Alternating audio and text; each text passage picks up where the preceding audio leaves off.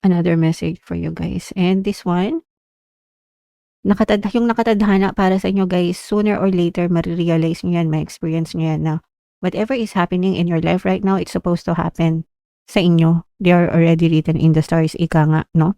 Nakasulat na yan sa tadhana mo mga kapiksi. So whatever is happening guys, ke maganda man or ke hindi man maganda yung nangyayari sa'yo, be grateful for all those experiences mga kapiksi kasi para sa'yo yan lahat ng nangyayari sa buhay nyo guys.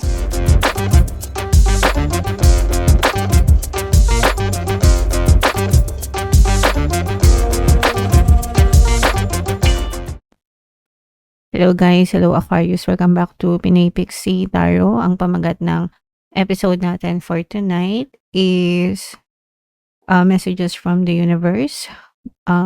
Para ngayong August to September guys, para sa Aquarius, Sun, Moon, Rising sign, and Venus. Unahin natin tong deck na to mga kapiksi. So kung ano lang yung makaresonate sa inyo guys, take that message.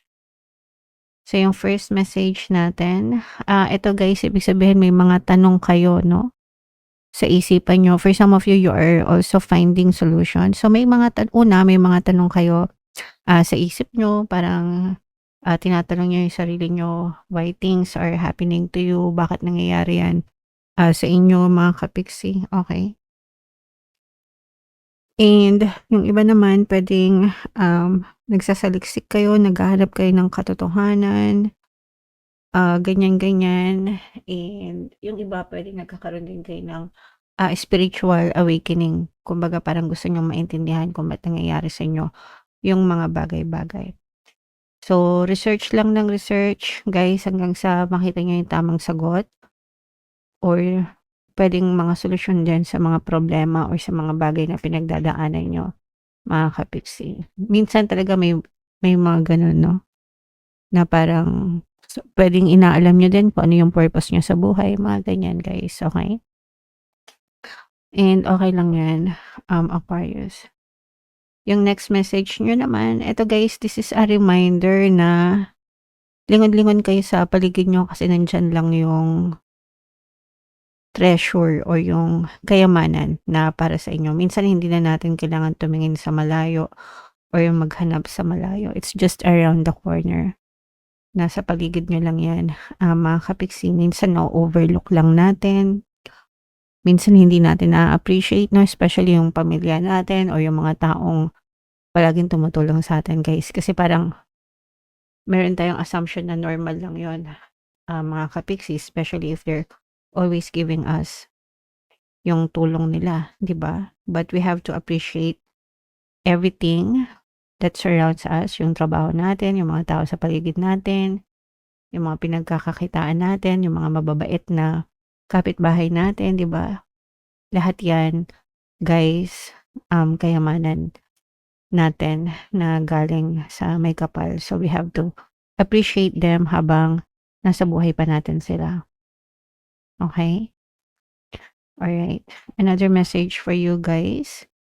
Ito, ibig sabihin nito, nagmamature na kayo mga kapiksi habang tumatanda. Lahat naman tayo ganyan. Habang tumatanda guys, nagmamature tayo sa buhay natin. So, nagkakaroon tayo ng mga realization sa buhay natin. Mas nagiging kalmado na rin kayo mga kapiksi habang tumatanda. No? Hindi na tayo masyadong nagpapastress masyado. Naiiwasan na, nagiging accountable na rin tayo. Ibig sabihin, naging responsible tayo sa buhay natin. Hindi na tayo naninisi ng ibang tao. Mga ganyan-ganyan. Okay? Alright. And another message for you, Aquarius. Between worlds. Ito guys, ibig sabihin nito, you're trying to move on. You're still trapped. A part of you ay trapped pa sa nakaraan. Pero a part of you is also trying to move forward, mga kapiksi. So, nandun ka pa sa gitna, guys. And okay lang yan kasi especially if may nangyaring hindi masyadong kagandahan sa buhay natin, dadating at dadating talaga yung time na paulit-ulit nating may isip yung mga yan. Okay?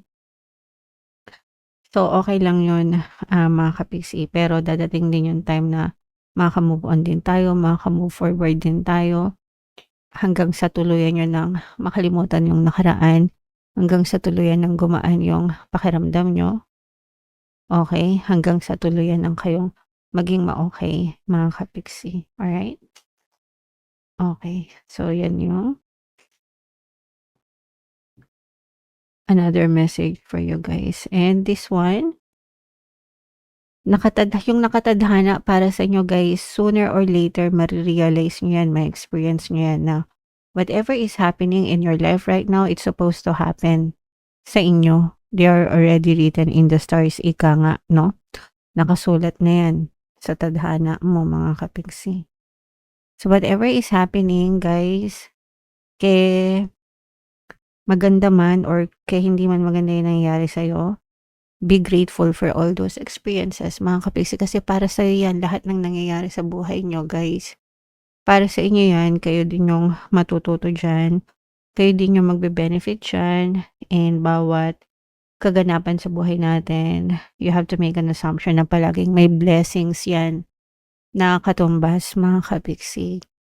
Ganun yung gawin yung assumption para hindi kayo masyadong malungkot if may mga negative na nangyayari sa buhay nyo, guys, okay? Alright, and another message for you, Aquarius. Here and now. So eto guys, ibig sabihin nito maging yung present lang yung meron tayo.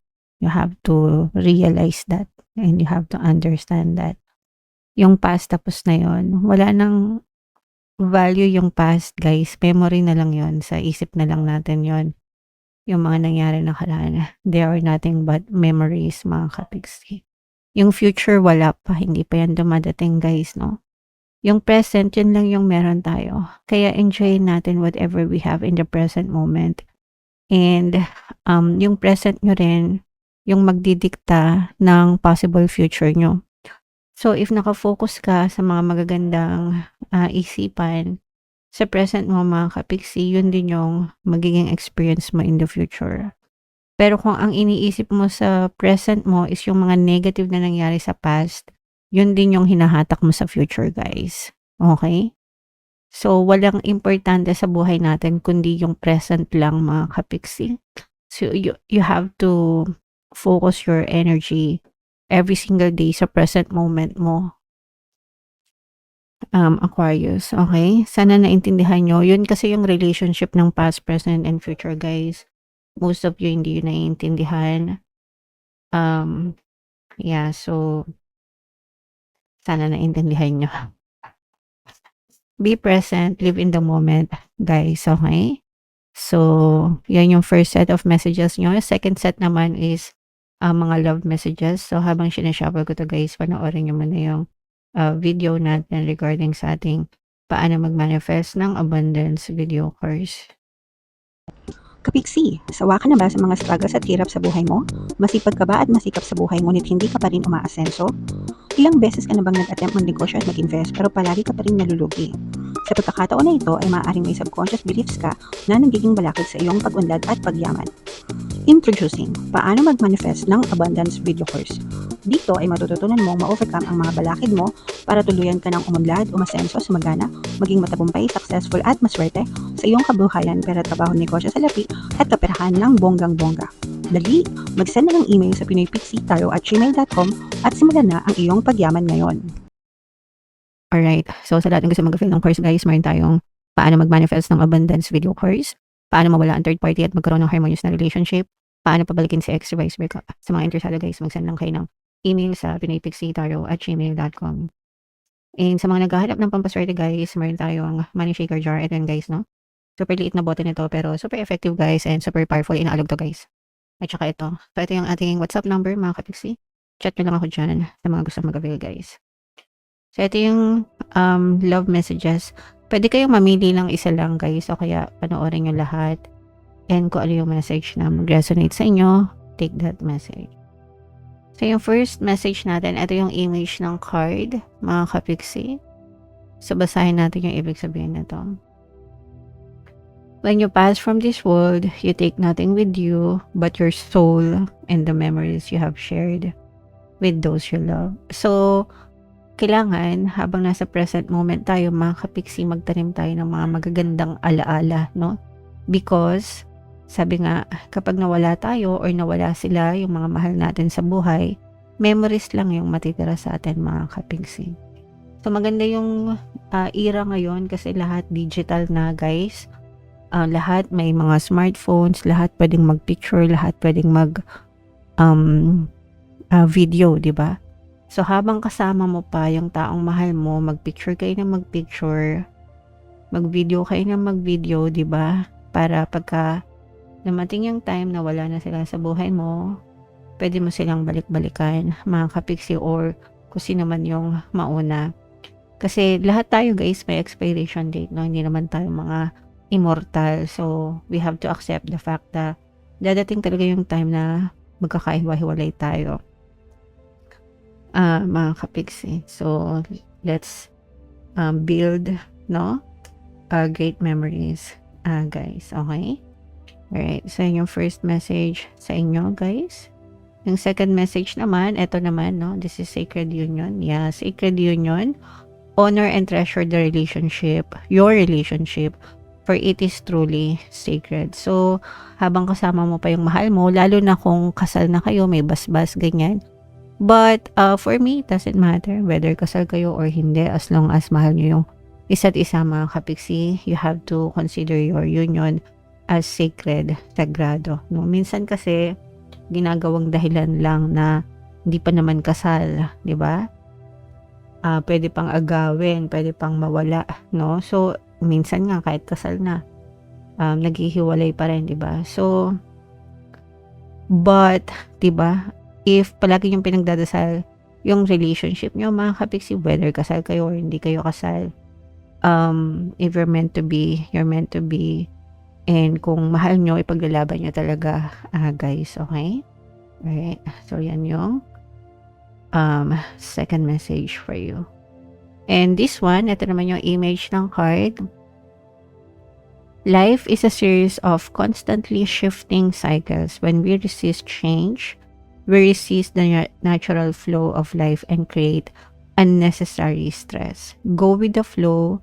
You will be surprised where it leads. So, kung ano yung nangyayari sa relationship, guys, we have to accept them wholeheartedly. Sometimes kasi, especially kapag kunwari sa mga serye ng hiwalayan, no? Hindi na nasustain yung pagmamahal. Sometimes wala nang respect, wala nang tiwala, no?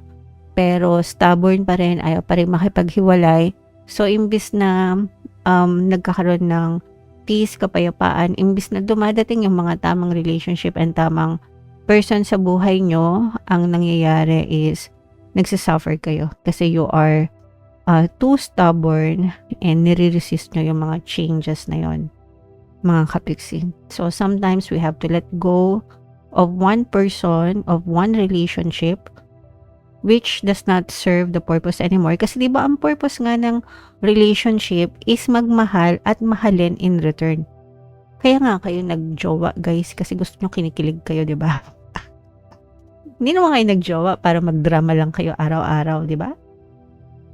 So, hindi ganun yung purpose ng relationship. Kapag wala na yung love, wala na yung respect at tiwala sa isa't isa, wala na siyang purpose sa buhay nyo.